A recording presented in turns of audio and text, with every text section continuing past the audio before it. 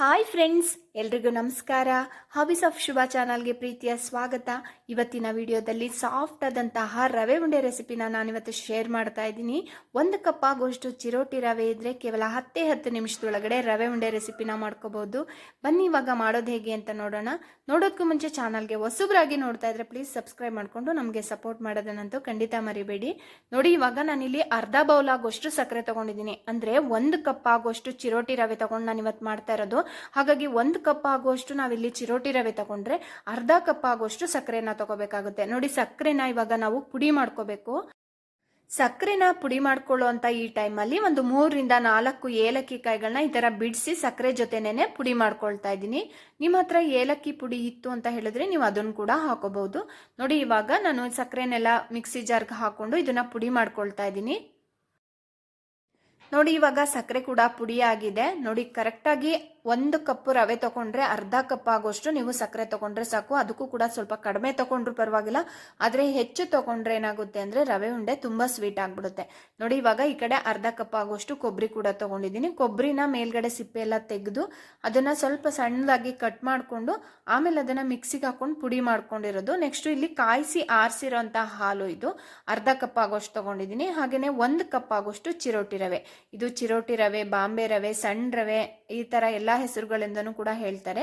ಸಣ್ಣ ರವೆನ ನಾನಿಲ್ಲಿ ತಗೊಂಡಿದ್ದೀನಿ.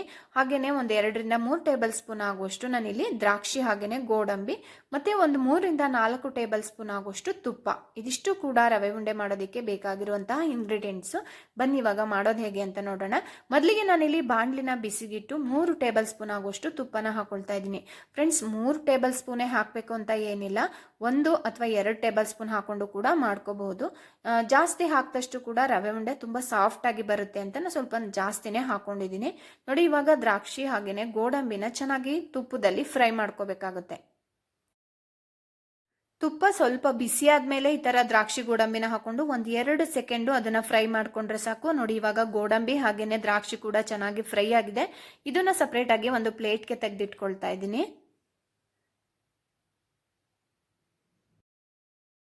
ನೆಕ್ಸ್ಟ್ ನಾನಿಲ್ಲಿ ಅದೇ ತುಪ್ಪಕ್ಕೆ 1 ಕಪ್ ಆಗುವಷ್ಟು ಚಿರೋಟಿ ರವೆನ ಹಾಕೊಂಡು ಹುರ್ಕೊಳ್ತಾ ಇದ್ದೀನಿ.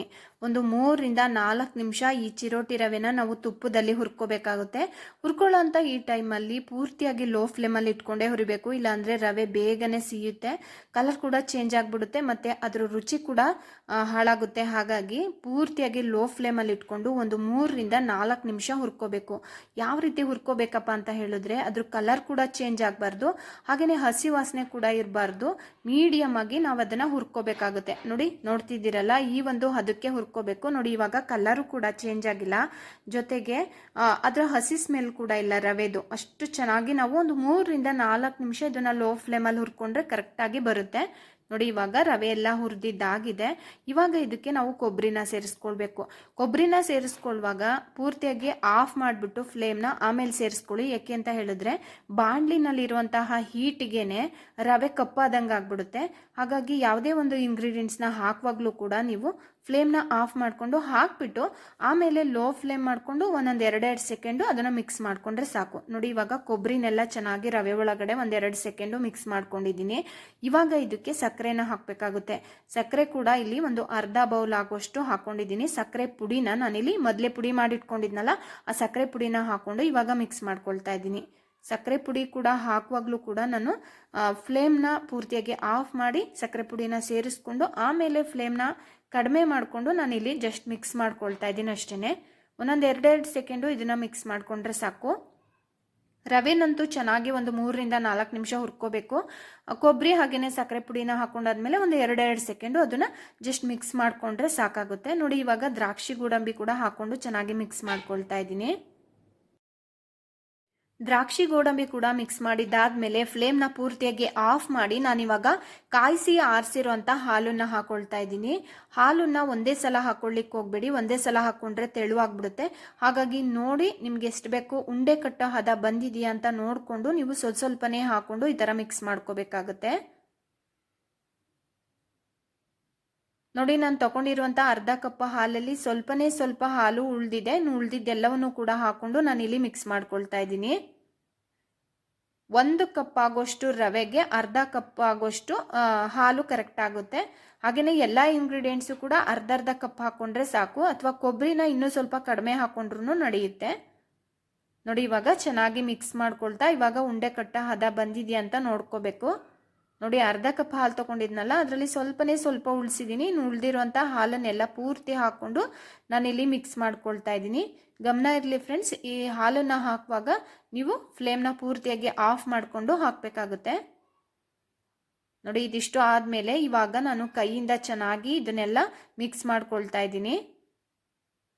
ಉಂಡೆ ಕಟ್ಟ ಹದ ಬಂದಿದೆಯಾ ಅಂತ ಚೆಕ್ ಮಾಡಿಕೊಂಡು ನೋಡಿ ಇಷ್ಟು ಹಾಲನ್ನು ಮಾತ್ರ ಉಳಿಸಿದ್ದೀನಿ, ಇನ್ನು ಉಳಿದಿರೋ ಹಾಲನ್ನೆಲ್ಲ ಕೂಡ ಹಾಕಿದ್ದೀನಿ. ನೋಡಿ ಇವಾಗ ಎಷ್ಟು ಚೆನ್ನಾಗಿ ಉಂಡೆ ಕಟ್ಟ ಹದ ಬಂದಿದೆ ಅಂತ ಒಂದೇ ಕೈನಲ್ಲೇ ನಾವು ಉಂಡೆ ಕಟ್ಬೋದು, ಅಷ್ಟು ಚೆನ್ನಾಗಿ ಬಂದಿದೆ. ಹಾಗೆಯೇ ತುಪ್ಪನ ಸ್ವಲ್ಪ ಜಾಸ್ತಿ ಹಾಕೊಂಡಿರೋದ್ರಿಂದ ತುಂಬಾ ಸಾಫ್ಟಾಗಿ ಬಂದಿದೆ ರವೆ ಉಂಡೆ. ನೋಡಿ ಇವಾಗ ನಾನು ಸ್ಟವ್ ಮೇಲಿಂದ ಪಾತ್ರೆನ ಕೆಳಗಿಳಿಸ್ಕೊಂಡು ಇವಾಗ ಚೆನ್ನಾಗಿ ಮಿಕ್ಸ್ ಮಾಡಿಕೊಂಡು ಉಂಡೆಗಳನ್ನ ಕಟ್ತಾ ಇದ್ದೀನಿ. ಸಕ್ಕರೆ, ಕೊಬ್ಬರಿ ಹಾಗೆಯೇ ರವೆ ಎಲ್ಲ ಕೂಡ ಚೆನ್ನಾಗಿ ಮಿಕ್ಸ್ ಆಗಬೇಕಲ್ಲ, ಹಾಗಾಗಿ ಒಂದ್ಸಲ ಚೆನ್ನಾಗಿ ಮಿಕ್ಸ್ ಮಾಡಿಕೊಂಡು ಎರಡೂ ಕೈಗಳಿಂದ ಚೆನ್ನಾಗಿ ಉಂಡೆನ ಕಟ್ಕೊಂಡು ಅದಕ್ಕೆ ಒಂದೊಂದು ಗೋಡಂಬಿ ಅಥವಾ ದ್ರಾಕ್ಷಿನ ಹಾಕ್ಕೊಂಡು ಅದಕ್ಕೆ ನಾನಿಲ್ಲಿ ನೋಡಿ ಸ್ವಲ್ಪ ಕೊಬ್ಬರಿ ತುರಿನ ಎಕ್ಸ್ಟ್ರಾ ತೆಗೆದಿಟ್ಕೊಂಡಿದ್ದೆ. ಅದರಲ್ಲಿ ಈ ಉಂಡೆಗಳನ್ನ ಸ್ವಲ್ಪ ಹೊರಳಿಸ್ಕೊಂಡ್ರೆ ನೋಡೋಕ್ಕೂ ಕೂಡ ತುಂಬ ಚೆನ್ನಾಗಿರುತ್ತೆ, ಹಾಗೆಯೇ ತಿನ್ನೋಕ್ಕೂ ಕೂಡ ತುಂಬಾ ಟೇಸ್ಟ್ ಆಗಿರುತ್ತೆ. ನೋಡಿ ಎಷ್ಟು ಸಾಫ್ಟ್ ಆಗಿರುವಂಥ ರವೆ ಉಂಡೆ ರೆಡಿಯಾಗಿದೆ ಅಂತ. ನೆಕ್ಸ್ಟು ಉಳಿದಿರುವಂತಹ ರವೆ ಉಂಡೆಗಳನ್ನು ಕೂಡ ನಾನು ಅದೇ ಥರ ಮಿಕ್ಸ್ ಮಾಡಿಕೊಂಡು ಈ ಥರ ಕಟ್ಕೊಳ್ತಾ ಇದ್ದೀನಿ.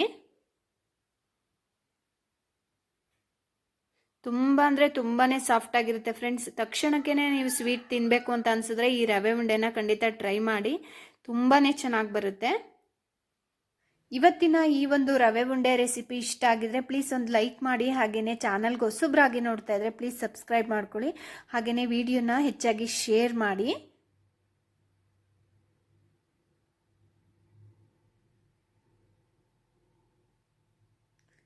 ನೋಡಿ ಎಷ್ಟು ಚೆನ್ನಾಗಿ ಕಾಣಿಸ್ತಾ ಇದೆ, ಹಾಗೆಯೇ ತುಂಬಾ ಸಾಫ್ಟಾಗಿ ಬರುತ್ತೆ. ನಾವಿಲ್ಲಿ ಒಂದು 2 ರಿಂದ 3 ಟೇಬಲ್ ಸ್ಪೂನ್ ಆಗೋಷ್ಟು ತುಪ್ಪನ ಹಾಕೊಂಡಿರೋದ್ರಿಂದ ತುಂಬಾ ಸಾಫ್ಟಾಗೂ ಕೂಡ ಬಂದಿದೆ.